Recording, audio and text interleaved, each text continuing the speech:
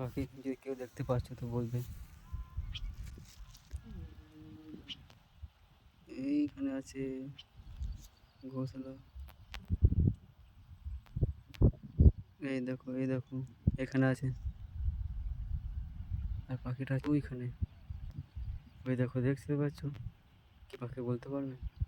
যারা জানো কমেন্ট করে জানাও। তার পাশে এদিকেও দুটো আছে। এই দেখো অনেকগুলি আছে, দেখতে পাচ্ছ? ওই দেখো দুটো বাসা।